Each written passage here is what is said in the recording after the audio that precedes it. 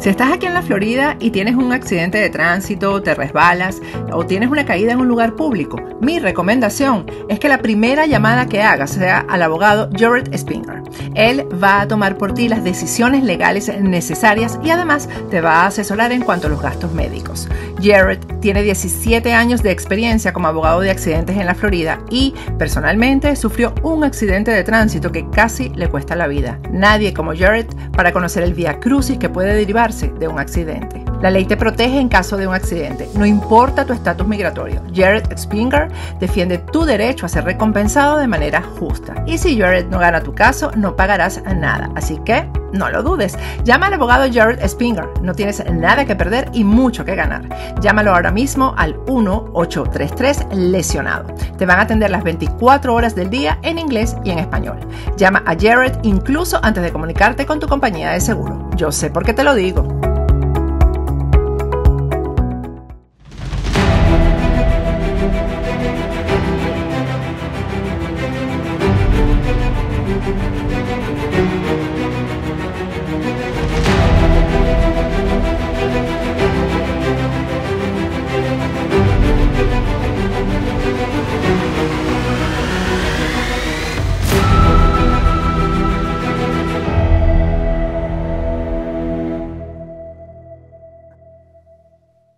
Buenos días, amigos y amigas de Diálogos en Libertad. En este sábado ya de casi mediados de noviembre, pues vamos a hablar de un tema, como siempre, que queremos que sea actualidad y que sea de interés para vosotros. Como todos sabéis, en los últimos días, pues nuevamente la banda terrorista ETA ha sido noticia por diversas cosas. En primer lugar, por el hecho de que se han cumplido 10 años desde que dejara de matar. Por otro lado, también el pasado 10 de noviembre, curiosamente, se ha cumplido. Es una anécdota de que en esa fecha, en el 10 de noviembre, pues ETA nunca había asesinado y esa fecha del 10 de noviembre se suele utilizar en el País Vasco para hacer un memorial y un homenaje a las víctimas del terrorismo. Y por otra parte, también como noticia importante ha sido que de la Comisión Europea, de la Unión Europea, han venido para analizar e investigar esos 377 casos sin resolver. En definitiva, ETA, aunque ya no mate, seguirá siendo noticia a lo largo de muchos años porque, sin duda, pues ha sido protagonista durante más de medio siglo en la historia de España.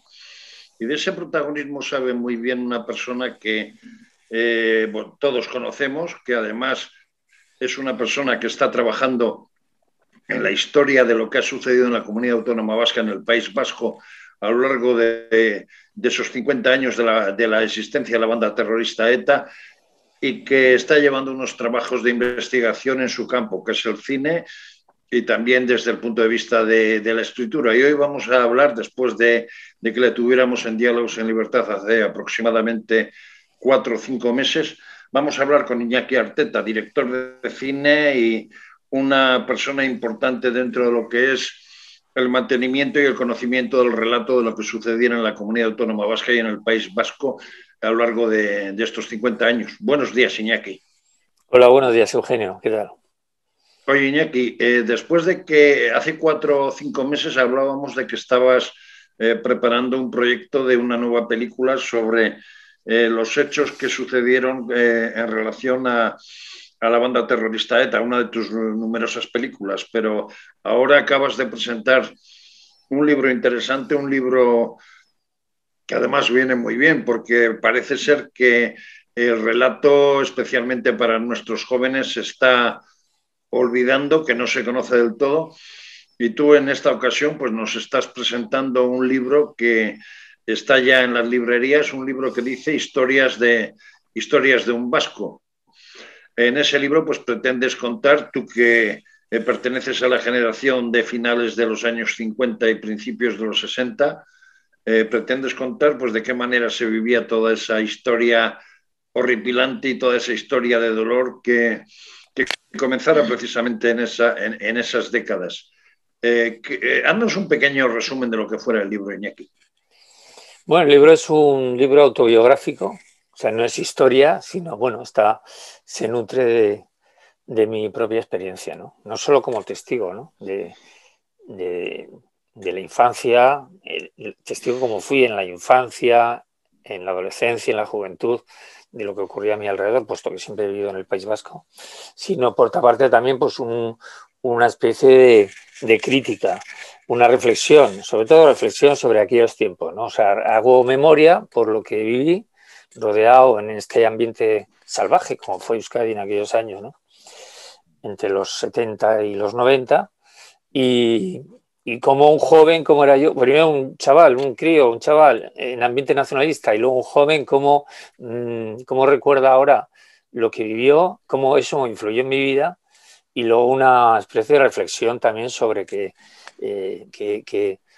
hacemos los jóvenes en situaciones complicadas, conflictivas, como fueron aquellos años, ¿no?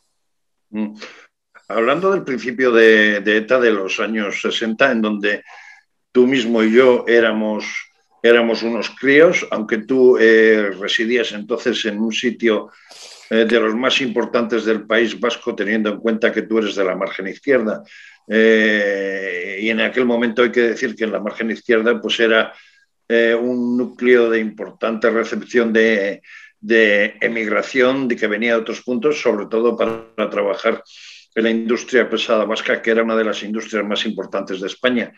¿Qué recuerdos tienes de esa niñez en la década de los 60 y 70, cuando prácticamente se empezaba a hablar de la banda terrorista ETA y se empezaban a ver los primeros asesinatos y las primeras acciones de la banda terrorista? Mis primeros recuerdos tienen que ver con la cultura nacionalista que fue mi cultura inicial, ¿no? Mi familia era nacionalista, mi abuelo había estado en la guerra por ser nacionalista, y mi padre pues pertenecía al Partido Nacionalista Vasco, aunque bueno, pues no, en aquellos años no había actividad, ¿no? Tiene una actividad más o menos clandestina, pero poquita actividad también, tengo que decirlo. Y entonces mis recuerdos de entonces son algunos de los que plasmo en el libro, ¿no?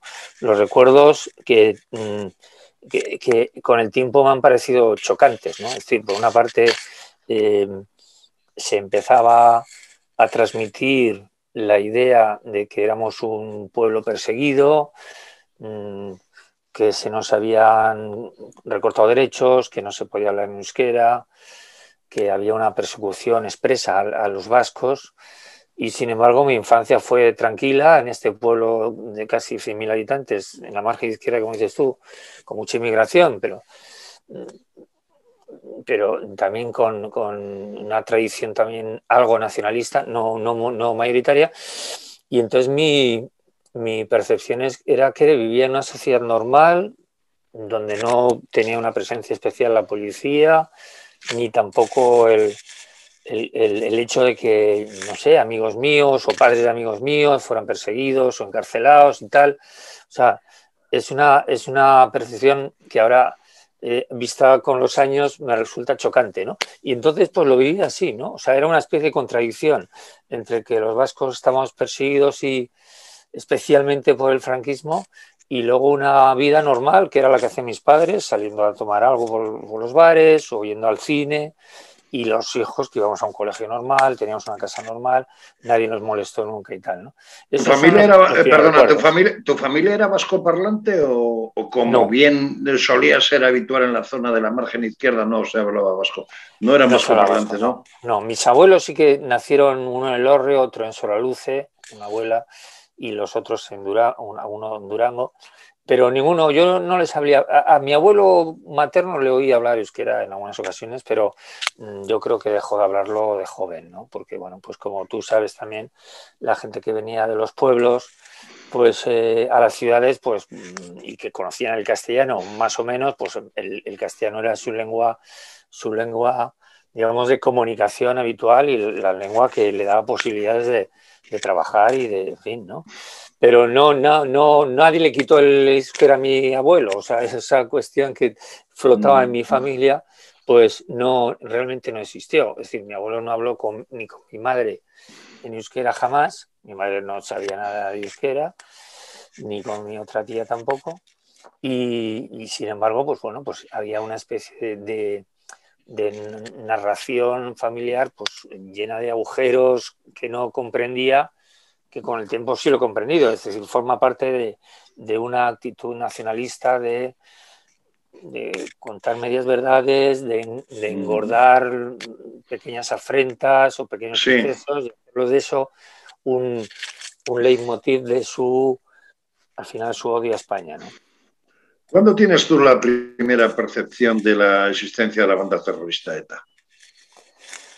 Pues en el libro lo cuento yo creo que desde los 10, 11 años, o sea, ETA nació El 52 y luego el en el 58. 59. En el Sí. 59 es la fecha oficial, el día de San Ignacio de 1959, yo nací el 1 de agosto. O sea, bueno, pero quiero decir que con 8 o 10 años ya empecé a oír alguna noticia en la radio y recuerdo especialmente el juicio de Burgos, que fue en el 71. Sí, yo tenía 12 años y cuento en el libro que un amigo mío le cogió a su padre una cinta de cassette que contenía una grabación del juicio de Burgos, de la última parte Del proceso de Burgos, ¿no? del proceso de Burgos, de la última parte del juicio, que es cuando varios militantes de ETA no quieren contestar al juez y se levantan y empiezan a cantar una canción típica de guerrillera vasca, por decirlo así, ¿no? Para entenderlo. El Eusko Gudariek, seguramente, ¿no? El Eusko Gudariek, efectivamente. Que sería la canción al soldado vasco traducido al castellano, ¿no? Exacto, sí. Luego ya con el tiempo ha sido la típica canción que han empleado en todos sus eventos el mundo ultranacionalista, ¿no? Y entonces esa cinta que luego con el tiempo me he documentado y circuló de mano en mano. Fíjate que no había otra manera, tiene que ser de mano en mano, o sea, una cinta de cassette que se reproducía, que no había otra manera de reproducirla, y llegó a manos de mi amigo, con el que veraneaba en Aro en aquellos momentos, y la oímos, y entonces yo sentí una fascinación tremenda, ¿no? Por aquellos jóvenes valientes que se enfrentaban al logro que era el franquismo, y lo hacían delante de unos militares que encima les condenaban a muerte, ¿no? Entonces, para mí fue una cosa, y para muchos jóvenes también, yo creo que fue un momento importante, ¿no? Porque inconscientemente empezamos a tener la sensación de que esos chicos eran unos héroes, no como otros que no hacíamos nada o que no hacían nada, que eran la punta de lanza de algo importante, ¿no? Y que, bueno, pues su lucha era justa, ¿no?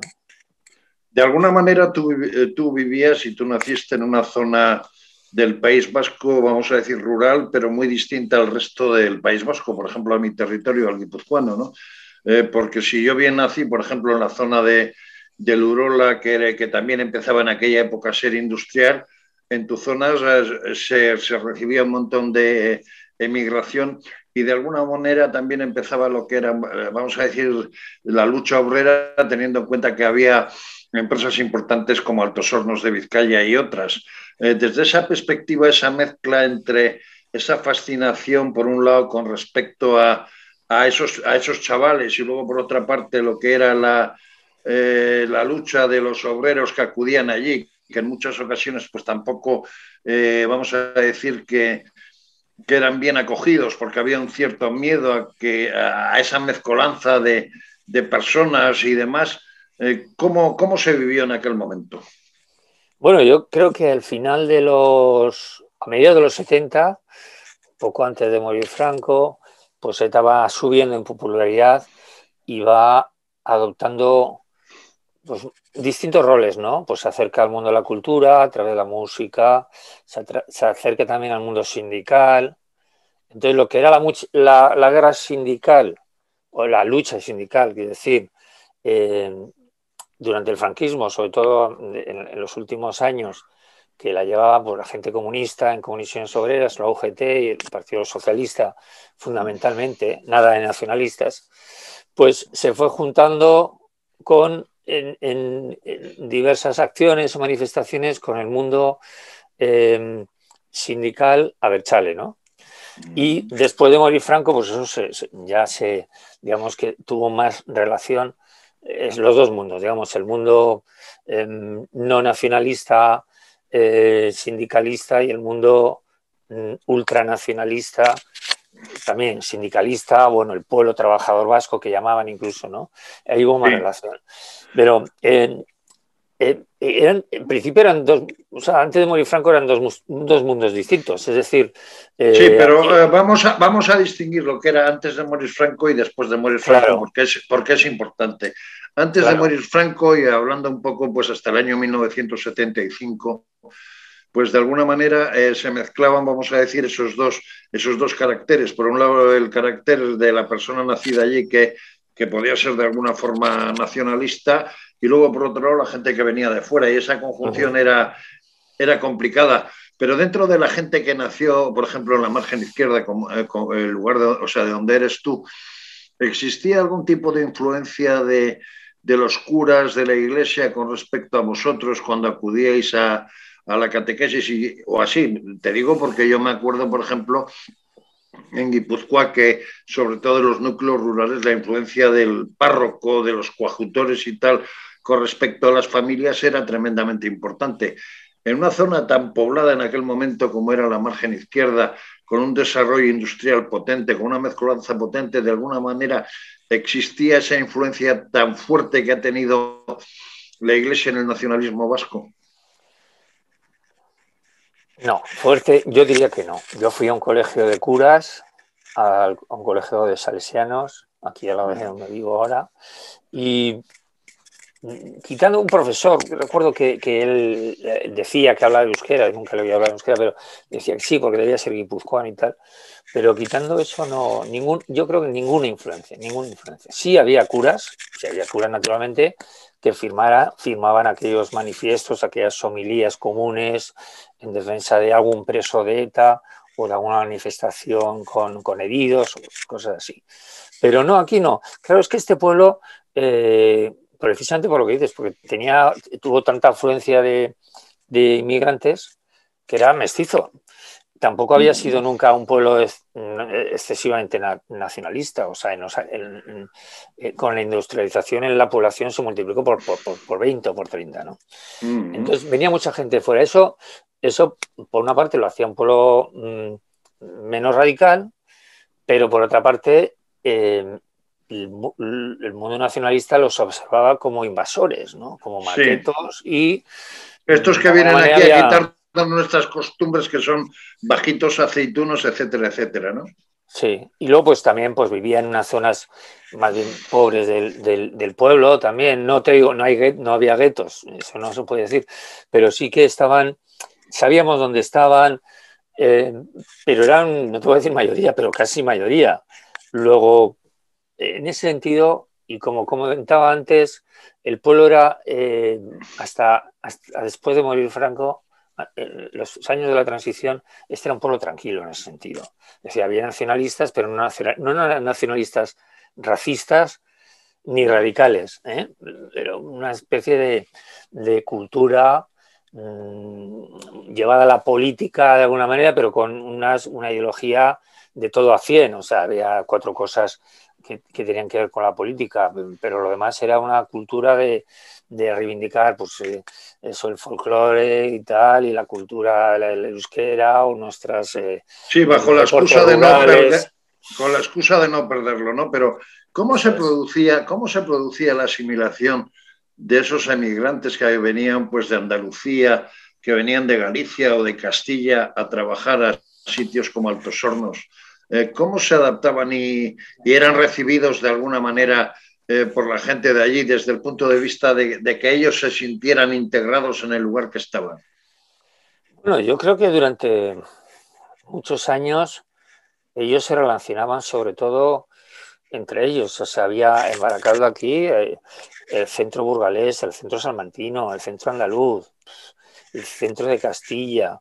Tenían bares, tenían barrios. Naturalmente hubo un efecto llamada en cuanto a que esta gente venía de sitios de Andalucía o de Extremadura, que no había industria, no tenías muchas maneras de trabajar, sino el campo, y la gente quería escapar del campo a la ciudad, pues venían unos pocos aquí al pueblo y esos, como les iba bien, atraían a más gente. Bueno, de hecho, había un pueblo que casi, no sé si era de Jaén, que casi vino todo el pueblo a Baracaldo, unos llamados por otros, porque había trabajo y había bienestar, ¿no? Pero, por ejemplo, en Vizcaya hay pueblos tan característicos como Ormoa que en términos del propio País Vasco se le llama la Galicia vasca porque la gran cantidad de gallegos que acudieron fue brutal, ¿no? bueno, aquí también hay muchos gallegos, ¿eh? Sí, sí, sí. Por otra parte, vamos a olvidarnos ya de la época o sea, anterior a la muerte de Franco y vamos a pasar a la época en la que murió Franco. A partir de ahí empieza la democracia, empiezan las elecciones. Curiosamente, toda la margen izquierda, Baracaldo, Sestao, Portugalete y otros pueblos, quizás por la fuerza de la industria y por la situación de la gran cantidad de inmigración que acude a lo largo de los años allí, pues resulta que en las elecciones resulta que mayoritariamente es el Partido Socialista el que coge las alcaldías y que de alguna u otra manera empieza a ser un partido dominante. Pero, ¿cómo era entonces el nacionalismo y de qué manera se veía ETA a partir de la muerte de Franco? Bueno, yo, rememorando para este libro, me he dado cuenta de que el cambio, insisto que ni soy sociólogo ni soy analista político, ¿eh? Yo lo digo desde como testigo que ha reflexionado sobre ello, ¿eh? Porque testigos aquí hemos sido muchos y hay mucha gente que no quiere hablar ni pensar en ello, ¿no? Pero yo creo que yo observo un cambio radical en esos años, ¿eh? Así como te digo que te acabo de decir que el nacionalismo era moderado, pues, más cultural, digamos, llevadero, y la gente inmigrante, bueno, pues lógicamente querían mantener sus círculos de costumbres del lugar donde venían, pero estaban bien integrados. Yo recuerdo en mi clase, en el colegio. ¿Sí? ¿Sí? Cuando murió Franco.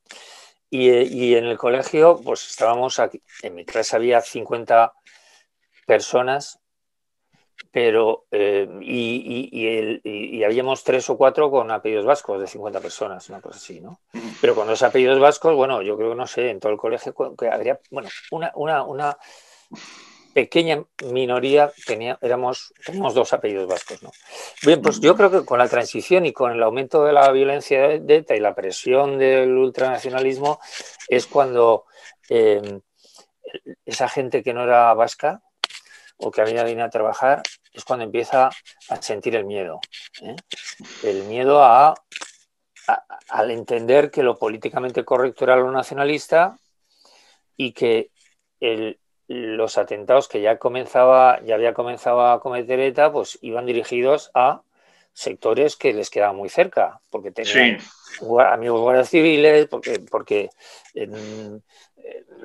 eran de su tierra, etcétera, eran de etcétera, su etcétera. tierra y veían que podían tener problemas. Yo eso creo que es un cambio brutal. O sea, la gente que no es nacionalista empieza a callar, a cuidarse mucho de esto y, por otra parte, a asimilar pues, las costumbres, lo que se llevaba aquí. Si había que estudiar en euskera en el colegio, pues llevan a los hijos a estudiar en euskera. Si había que cantar el olenchero en Navidad, se salía a cantar el olenchero, la bandera del Atleti, la icurriña y a mimetizarse con el ambiente nacionalista. Sí, para pasar desapercibido de alguna manera, ¿no? Claro, por sobrevivir, ¿no? De alguna manera, por sobrevivir tranquilo, ¿no? Es una cuestión muy natural. Y eso yo creo que eso se da en esos primeros años de la transición, que prometían ser buenos, ¿no? Prometían ser buenos, pero en este país no fueron nada buenos, ¿no? Pero como decía anteriormente, en tu zona, lo que era la margen izquierda de Bilbao, curiosamente, cuando se producían elecciones municipales y elecciones incluso a las juntas generales de Vizcaya, había una fuerza brutal o sea, de partidos de izquierda, dígase Partido Socialista, Partido Comunista, De hecho, era una zona pues, donde nació, tu zona es donde estuvo Nicolás Redondo y otros líderes socialistas que fueron ahí gente muy potente y que incluso dio lugar a la fortaleza del Partido Socialista a través del Congreso de Suresnes, ¿no? A partir de ese momento, cuando pasándonos ya quizás a la época de los años 80, de cuando ya, pues tanto tú como yo ya éramos unos pollitos, teníamos unos 18 años, de alguna manera ya teníamos una capacidad de discernimiento. ¿Cómo se reaccionaba en la margen izquierda y lo que puede ser la juventud vasca con respecto a ETA? Callándose, combatiendo o de alguna otra forma acercándose a ver qué era eso y de qué era lo que suponía ETA y la propia izquierda abertzale, que además a raíz del inicio de la democracia se convirtió también en formación política. Pues sí, me quedo con el último que has dicho. La gente se acercó o interesada o porque era lo más cool para los jóvenes, ¿no? Acercarse a ese mundo radical, a compartir espectáculos musicales, euskera, ninguno sabíamos euskera aquí, pero es igual, íbamos a esas cosas, o a manifestaciones por lo antinuclear, o por detenciones, o porque ayer la policía hizo no sé qué, o porque iba a hacer a la tarde no sé qué, o bueno, o sea, es decir, se aprovecharon, el mundo radical se aprovechó de la juventud, de la inocencia de la juventud. Me confieso inocente en aquellos años, tenía igual, como dices tú, 18, 19, 20 años, y sin embargo pensaba, no llegué a pensar, me costó un poco pensar en que detrás de aquello había un proyecto totalitario que además empujaba a otros a matar, y empujaba a otros a matar a gente a la que al final no prestamos ninguna atención, es decir, las víctimas no existían, ¿no? Entonces ese aprovechamiento de la juventud es evidente. Y no por una cuestión racional, en algunos casos supongo que sí.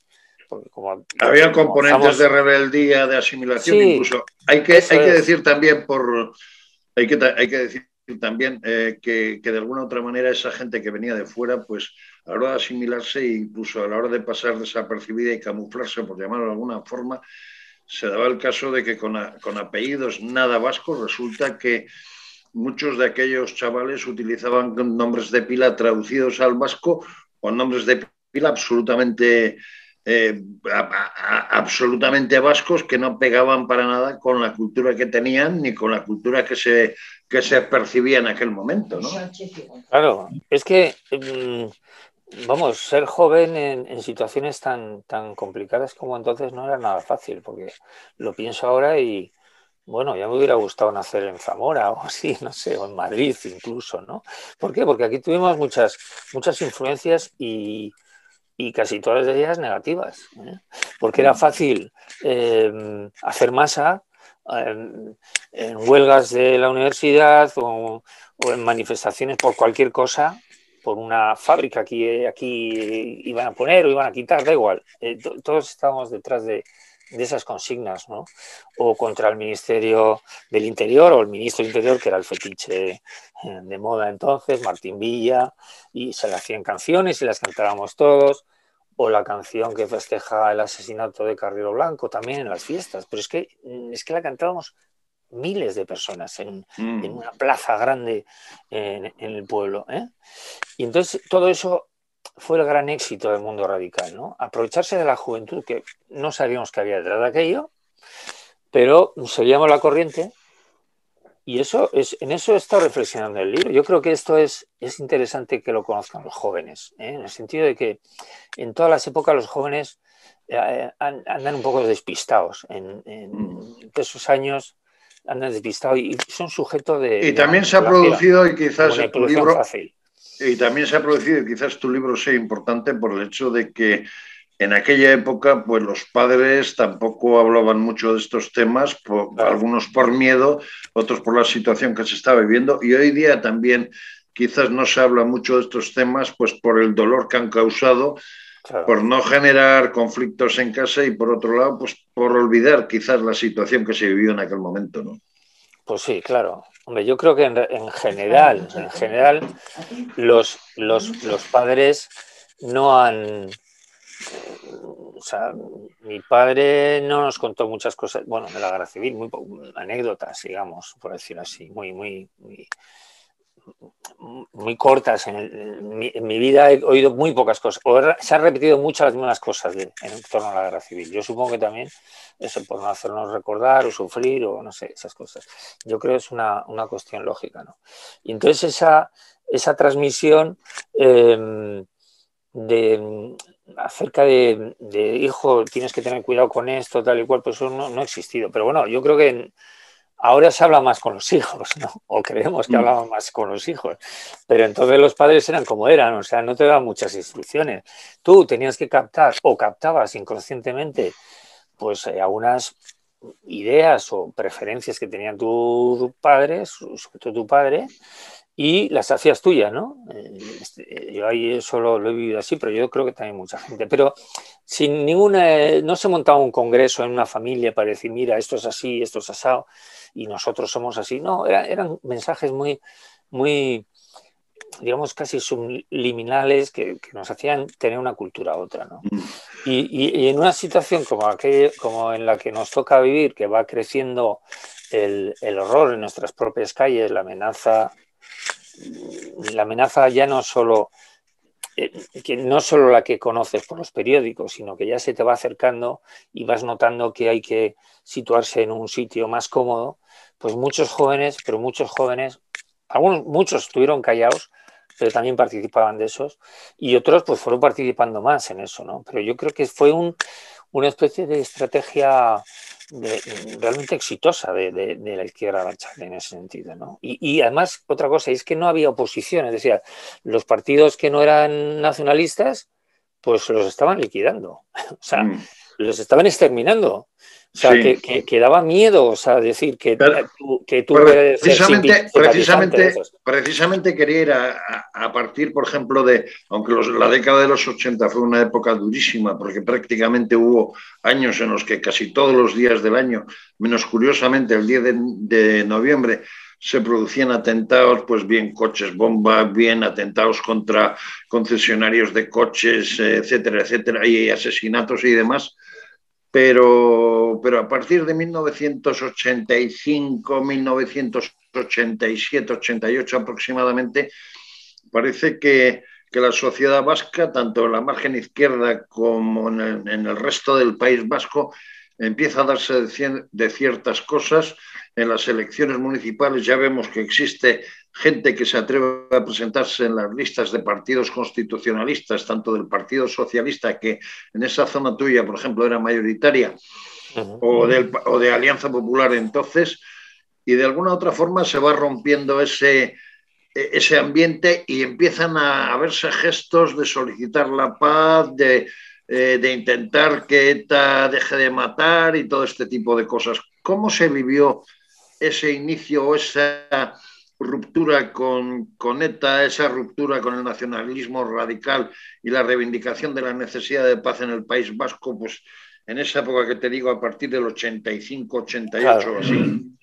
Sí, hasta finales de los 80, yo creo que el 86 o así, Gesto por la Paz y tal, no había ningún grupo que se manifestara por un atentado, o sea, y ya llevaríamos pues 400 o 400 y pico, 450 muertos a nuestras espaldas.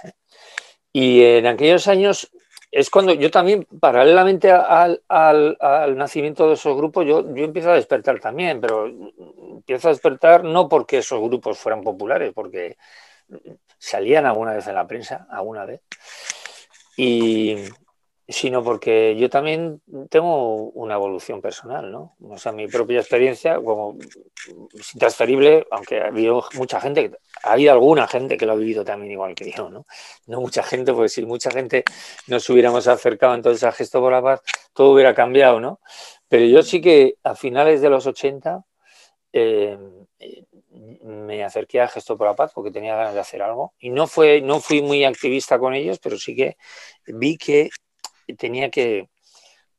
era importante que que yo considerara que lo que estábamos viviendo era intolerable entonces empecé a pensar en hacer cosas. Empecé a hacer cosas que hasta 10 años después no hago la primera película, pero empecé a hacer cosas, a diseñar cosas para ofrecer al Gesto por la Paz, cosas de publicidad y tal, un poco radicales diría yo, porque tengo que decir que les parecía algo como ellos se manifestaban en silencio y era valiente también hacerlo así, ¿eh? Pero yo Y no eran pensaba grandes que eso era, manifestaciones, sino que eran manifestaciones de muy poca gente en muchos sitios, ¿no? claro. Bueno, también es cierto que hubo algunas manifestaciones muy masivas, como cuando matan al ingeniero Ryan el trabajador en la central del Bueno, Moniz. Hay unas cuantas manifestaciones un poco, o la de Enrique Casas, el socialista. Hubo momentos en los que la gente salía a la calle, pero luego se replegaba y bueno, y podían pasar meses o incluso años hasta que se moviera otra vez, ¿no? Sin embargo, estos jóvenes pues empezaban a hacer cosas. A mí me parecía que lo de estar en silencio me parecía, la verdad, me parecía un poco triste y demasiado pasivo para como era yo. Que tampoco me iba a ir a otro lado, me iba a poner violento, eso por supuesto que no, pero sí pensé que había que hacer cosas distintas en otro índole, ¿no? Y ahí fue cuando estuve trabajando en una película que no salió, una película de ficción, estuve trabajando mucho tiempo en esa... de las primeras tuyas fue 13 entre mil, si no me equivoco. Es el primer largometraje, sí, pero ese es del 2003, pero antes el que me hizo, con el que salí del armario, como se suele decir, es en 2001, Sin Libertad. ¿Eh? Ahora hemos hecho el 20 aniversario.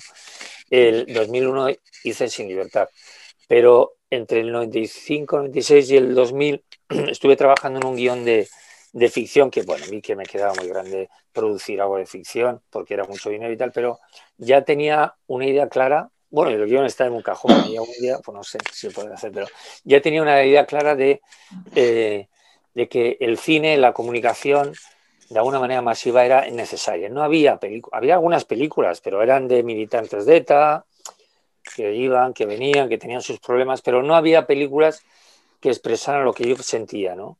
Que era el rechazo a la violencia, el rechazo a la gente a la gente que practicaba una política hipócrita, como eran los ultranacionalistas, haciendo como que aquello no tenía que ver con ellos. Y eso había que decirlo. A mí me parecía escandaloso lo que estamos viendo, ¿no? Iñaki, ya pasando un poco a la actualidad, después de este libro sé que sigues en proyectos, pero yo te preguntaría varias cosas. En aquella época, ¿tú crees que si desde Madrid o desde algunos lugares se hubiera intervenido esa, esa actitud de la sociedad vasca hubiera cambiado? Porque tal y como está la sociedad vasca, de alguna u otra forma se puede decir que enfermó y que de esa enfermedad prácticamente no se ha curado, ¿no? Sí, efectivamente.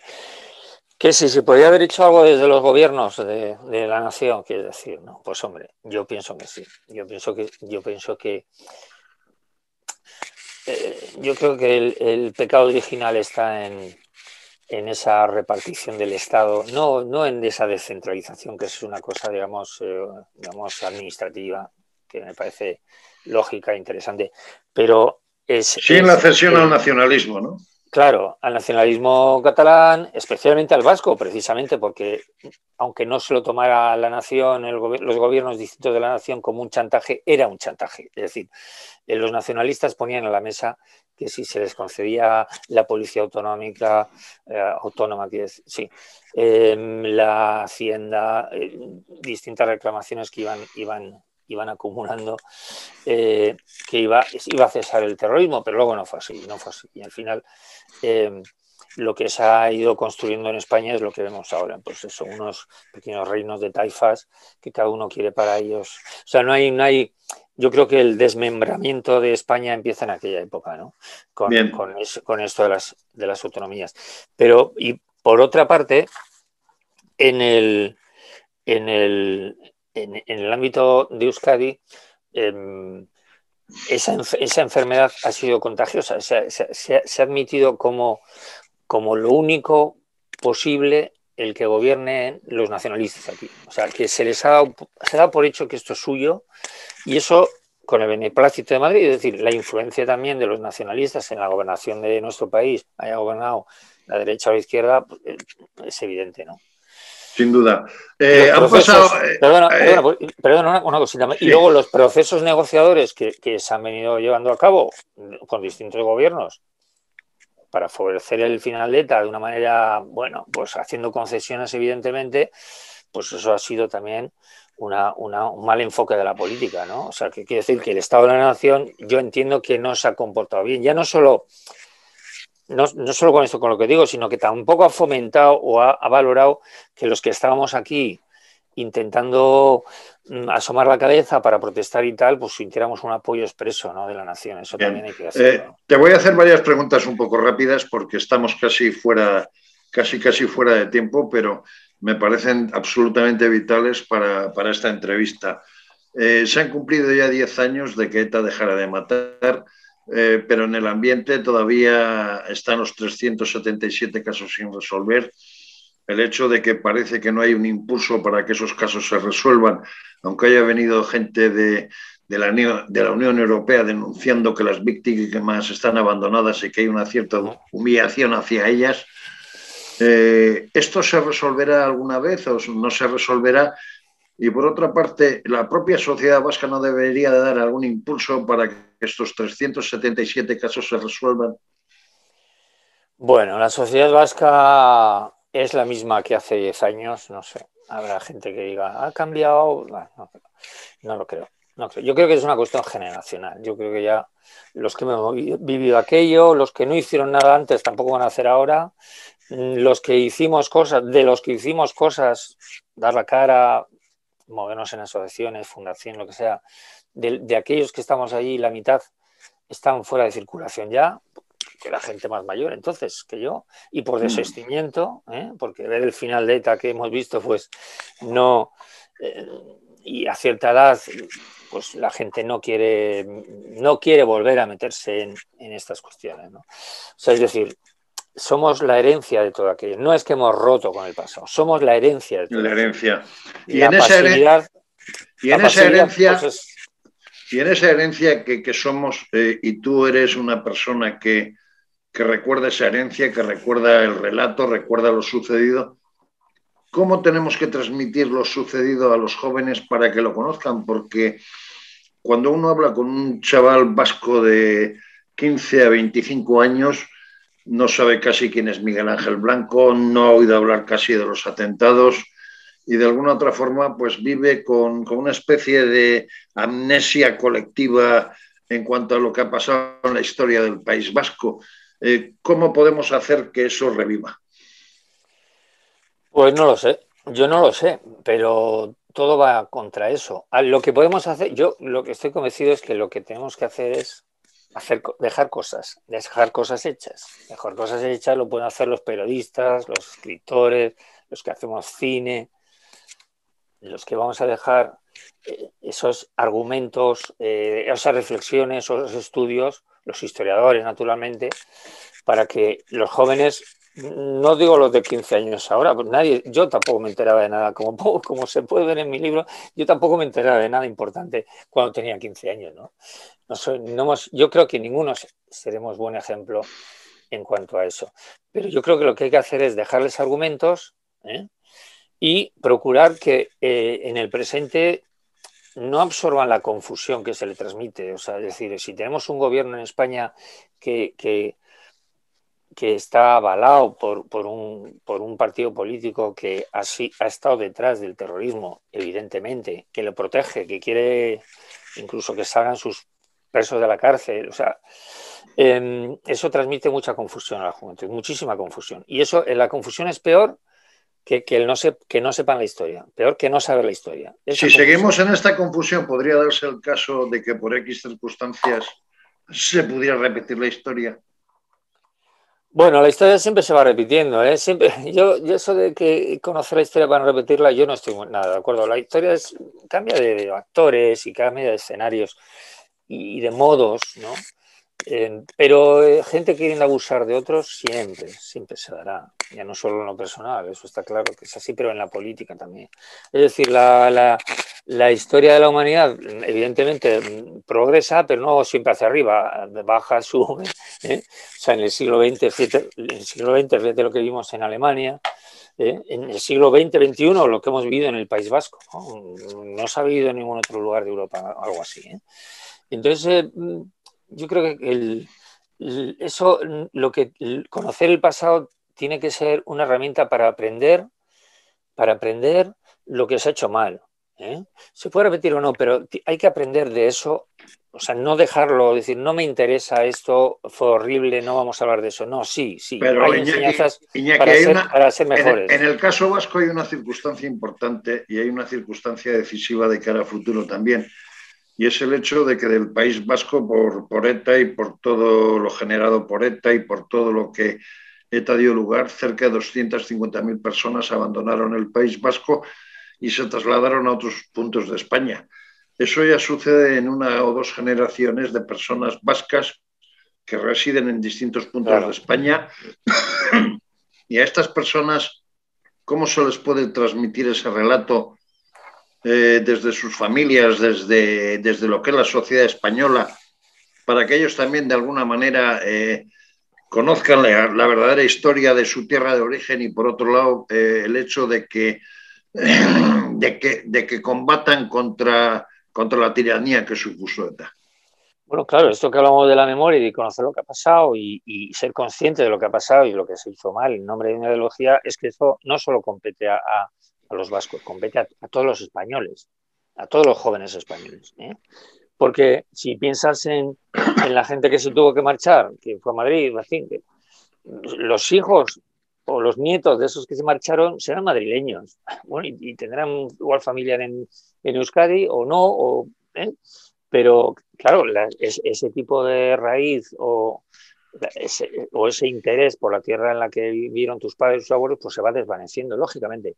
Yo creo que esto no debe ser una cosa local, sino debe ser una cosa nacional. Es decir, todos los españoles, de la totalidad de la sociedad española, ¿no? Tienen que tener interés por la historia y encontrar argumentos para entenderla bien.